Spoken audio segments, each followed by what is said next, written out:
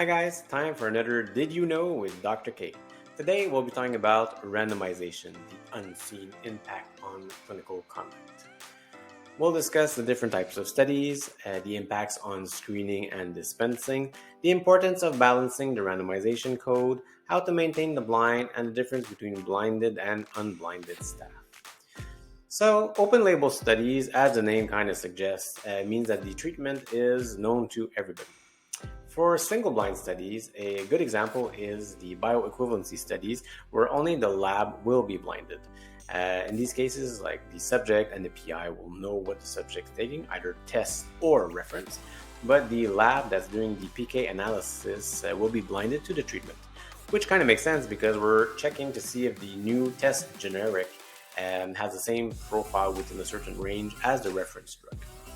Finally, double-blind studies are studies where almost everyone is blinded.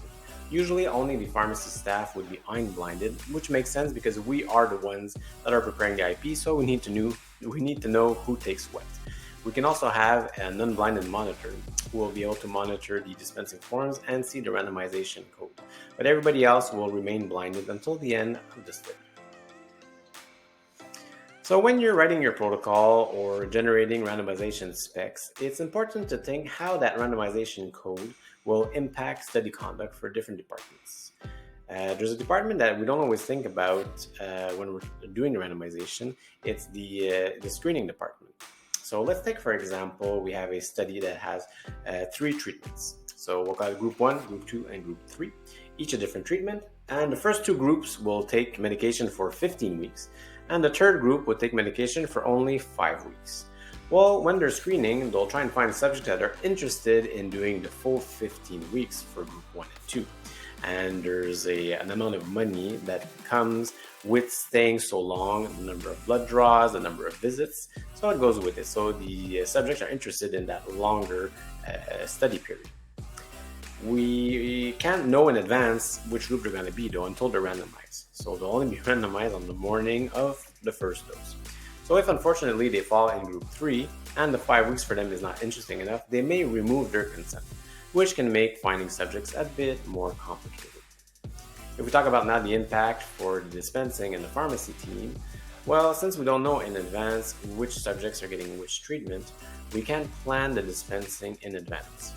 We only are able to randomize those subjects once our study manager has confirmed via a randomization table that these screening numbers that are referred to these subjects that were okayed by the PI to be able to be on study are randomized in one of the 3 groups, and then we're able to dispense the appropriate IP. Another impact that this type of randomization can have is that we have to balance the random. So if we simplify, let's say a study is stratified by sex. So you have a randomization code with, let's say, 2 treatments that are randomized for females and another code randomized for male. So same idea, in the morning of dosing, we'll know if they're male or female, and then we'll go to randomize the subjects.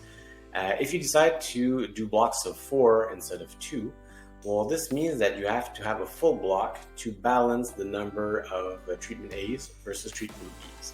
So if your study is those in, let's say, 2 or 3 groups, you have to make sure that your blocks of 4 are always full at the end of your final group. So that means that screening has to track that to make sure that the number of females fits with the blocks of 4, so 0, 4, 8, etc. And the same thing for males.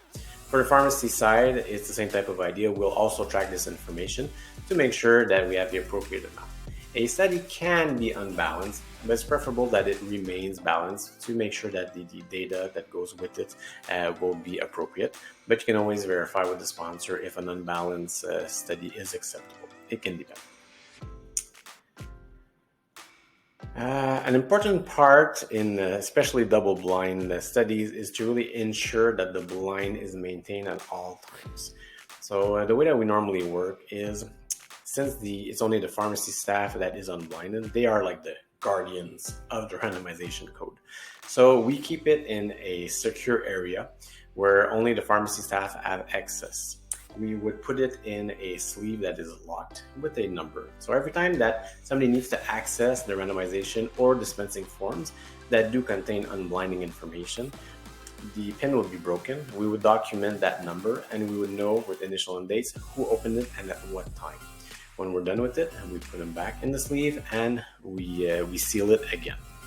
So that is the best way that it remains protected, and no unforeseen person can have access to those documents. Let's say a severe AE happens in the middle of the night and the PI or a physician that's on site needs to know for whatever reason which IP a subject has taken for a double-blind study. Well, we generate something that's called a code break envelope. So same idea, we would have these envelopes in a sealed sleeve. The seal is broken, is documented who opened it and why. And then the only envelope that would be taken out would be the one for the subject that we need to unblind. The rest would be sealed again. You open that envelope and then you would unblind only the subject that you need to know the information. And that way, you maintain the blind for the rest of the study. Besides that, you have to always be careful because other departments might not necessarily know that certain documents can cause unblinding. So let's say having access to information on labels, the accountability of the remaining IPs, things like that could help give an idea which treatment was received by which subject. So it's important to always stay alert and to really minimize the amount of information is given according to this type of requests. So finally, it's important to determine in advance who's blinded and who is unblinded. All the unblinding staff should be documented and it should be traced who has access to the randomization code. So then it's clear for everyone that the information is not available. Once your study is over and everything can be unblinded, I think it's very important to have an official form that you can sign off to prove that the study has really been unblinded, and then all the dispensing forms and the randomization code can be made available to everyone. So I hope you enjoyed this capsule today, and please follow me. See you next time.